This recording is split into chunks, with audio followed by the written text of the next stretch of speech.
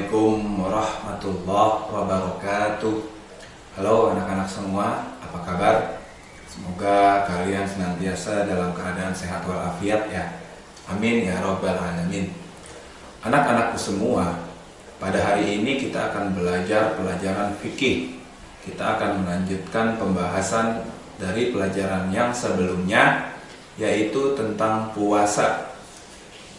Nah, sebelum kita mulai pelajaran hari ini, mari sama-sama kita awali pelajaran pada pagi hari ini dengan bersama-sama membaca basmalah. Bismillahirrahmanirrahim. Anak-anakku semua, minggu lalu kita sudah belajar tentang syarat wajib puasa atau siapa saja orang-orang yang diwajibkan puasa. Kemudian kita juga sudah membahas tentang syarat sahnya puasa atau hal-hal apa saja yang bisa membuat puasa kita diterima. Kemudian kita juga sudah membahas tentang rukun puasa atau hal-hal yang bisa membuat kita puasanya menjadi sah. Syarat sah puasa atau rukun puasa itu hampir mirip-mirip ya. Kalau rukun puasa itu ada dua, yaitu niat di malam hari dan menahan diri dari hal-hal yang membatalkan puasa, mulai dari terbit fajar atau waktu subuh sampai tenggelam matahari atau waktu maghrib. Nah, sebelum kita mulai pelajaran hari ini, kalian sudah siap dong tentunya dengan buku pelajaran kalian masing-masing.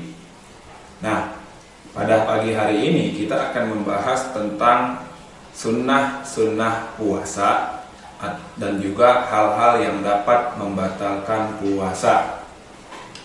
Oke, yang pertama, sunnah-sunnah puasa.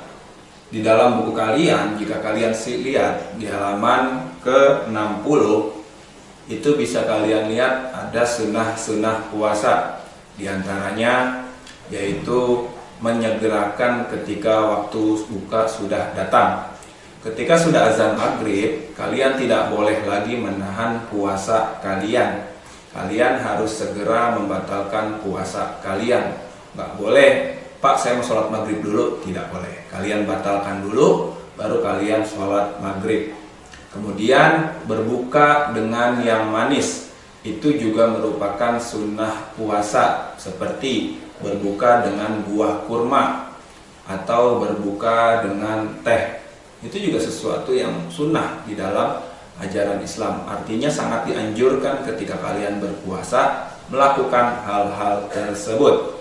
Kemudian sunnah puasa yang selanjutnya yaitu makan sahur. Sahur hukumnya sunnah. Artinya kalau ada orang yang puasa tapi nggak sahur, maka puasanya juga tetap boleh dilaksanakan selama dia sudah niat di malam harinya. Contoh, misalkan ada orang yang bekerja sampai jam 2 malam. Kemudian begitu sampai rumah dia mengantuk. Akhirnya dia pun tertidur dan tidak sempat sahur. Ketika bangun sudah masuk waktu subuh dan tidak boleh lagi makan dan minum. Tapi di malam harinya dia sudah niat untuk berpuasa, maka dia boleh melanjutkan puasanya dan harus melanjutkan puasanya walaupun tanpa makan sahur. Jadi sahur itu adalah sunnah. Kemudian selanjutnya sunnah puasa yang berikutnya adalah memperbanyak sedekah di bulan puasa.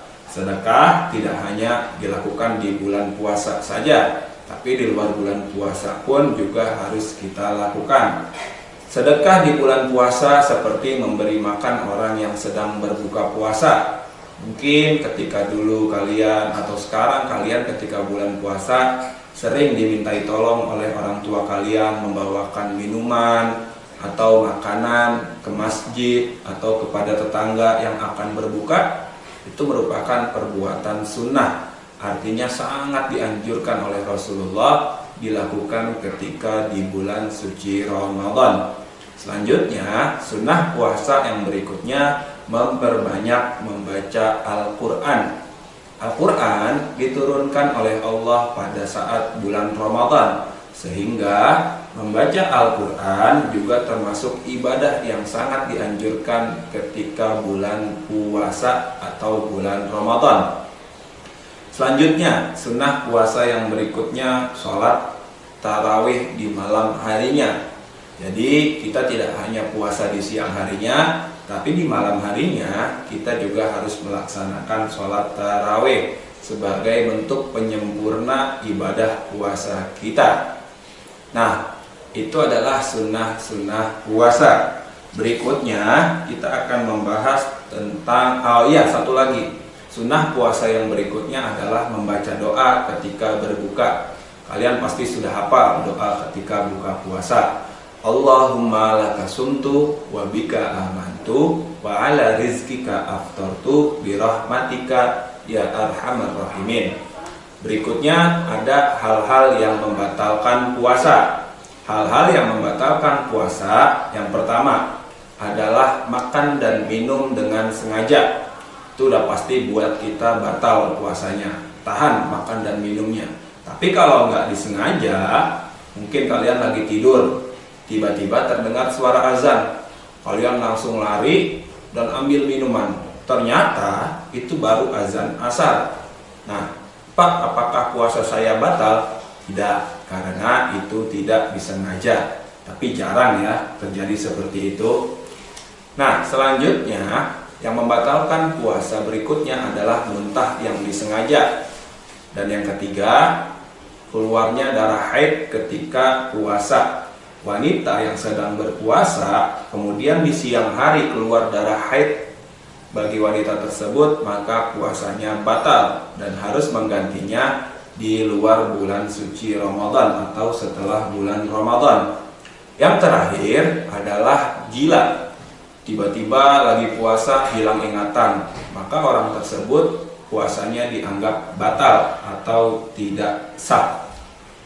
Nah, itu adalah hal-hal yang membatalkan puasa. Sebenarnya ada beberapa lagi yang bisa membatalkan puasa kita, tapi untuk saat ini cukup itu aja dulu, yaitu makan dan minum yang disengaja, muntah yang disengaja, keluar darah haid bagi wanita di siang hari, kemudian gila atau hilang ingatan di siang hari ketika berpuasa. 4 ya yang harus kalian hafalkan. Termasuk yang tadi juga sunnah-sunnah puasa juga harus kalian hafalkan.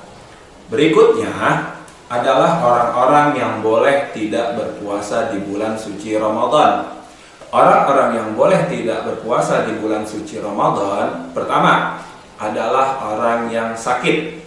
Kalau seandainya sakit itu bisa dengan berpuasa bisa menambah sakitnya semakin parah, maka boleh bagi dia untuk tidak berpuasa. Karena mungkin di siang hari dia harus minum obat, maka dia boleh nggak puasa. Tapi beda ya, sakitnya itu harus sakit yang benar-benar parah, bukan yang sekedar sakit sariawan atau sakit pusing atau sakit mata. Maka sakit yang seperti itu tetap harus melaksanakan puasa. Kemudian orang yang berpergian atau musafir, dia juga boleh membatalkan puasa. Yang ketiga, orang yang sudah tua renta, maka dia kalau sudah gak kuat untuk melaksanakan puasa, dia juga boleh tidak berpuasa. Selanjutnya adalah orang yang sedang hamil atau menyusui. Seorang ibu yang sedang hamil atau menyusui, maka dia juga boleh untuk tidak berpuasa. Karena mungkin kalau seandainya dia berpuasa, dikhawatirkan akan mengganggu kesehatan dirinya dan juga bayinya. Tapi sebenarnya puasa itu adalah sesuatu yang tidak akan menyakiti siapapun. Karena di dalam sebuah hadis Rasulullah menjelaskan, puasalah kamu, niscaya kamu akan sehat. Kita tidak pernah mendengar cerita atau sejarah ada orang puasa kemudian meninggal dunia. Sehingga sebenarnya orang-orang yang sedang sakit, ketika dia masih sanggup puasa, dia harus puasa. Orang yang sudah tua renta, ketika masih sanggup puasa, dia harus puasa. Nggak bisa alasan, wah Pak saya udah tua, nggak kuat puasa. Sebenarnya masih kuat, tapi dia alasan aja. Maka orang tersebut berdosa.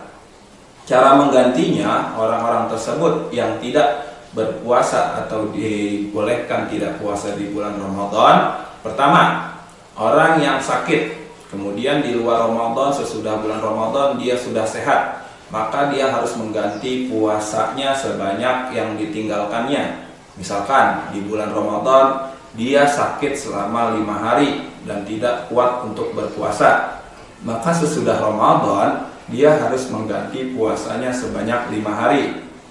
Atau orang yang musafir, dia juga harus menggantinya dengan cara mengqadha. Qadha artinya mengganti puasanya. Mengganti puasa ada 2 caranya. Pertama, dengan mengganti puasa tersebut di lain hari. Kedua, dengan cara membayar fidyah atau memberi makan fakir miskin sebanyak puasa yang ditinggalkannya.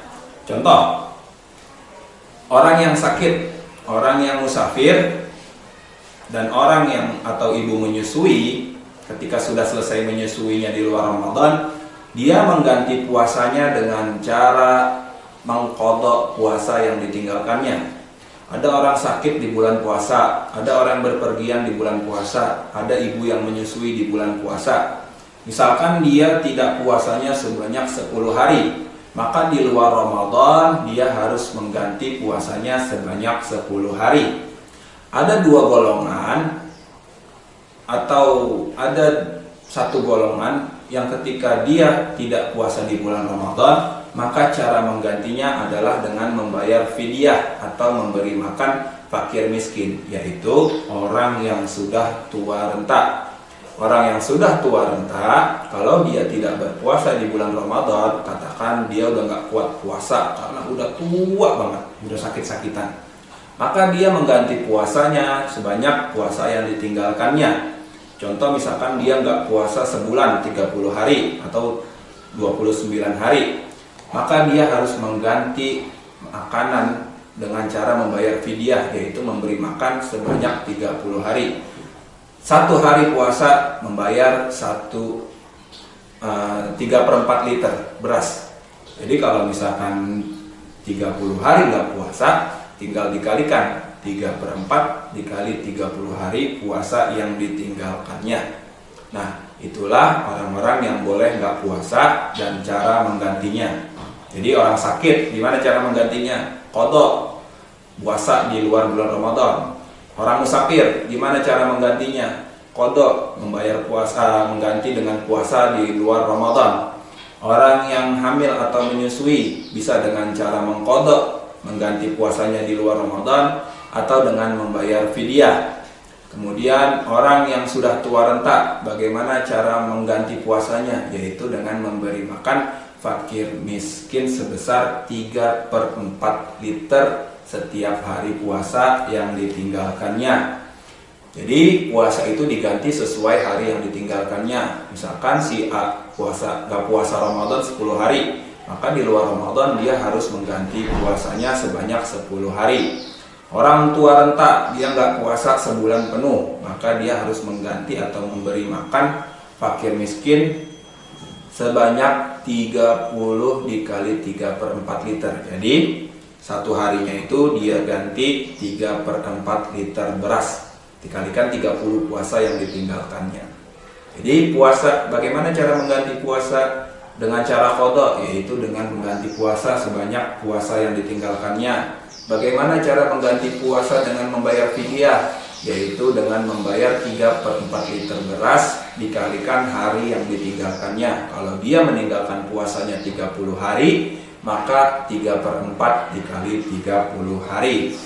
Itulah pembahasan puasa pada hari ini. Tadi sunah-sunah puasa, hal-hal yang membatalkan puasa, orang-orang yang boleh meninggalkan puasa, dan bagaimana cara menggantinya. Oke, itu aja materi pelajaran pada pagi hari ini. Selanjutnya latihannya. 1. Tuliskan sunnah-sunnah puasa. 2. Tuliskan hal-hal yang membatalkan puasa. 3. Siapa saja orang yang boleh membatalkan puasa. 4. Bagaimana cara mengganti puasa orang yang sudah tua renta. 5. Bagaimana cara mengganti puasa orang yang sakit atau sedang musafir. Itu 5 latihan yang harus kalian kerjakan. Oke, itu aja materi pada pagi hari ini. Ingat, stay safe and keep healthy. Kurang lebihnya Bapak mohon maaf. Wassalamualaikum warahmatullahi wabarakatuh.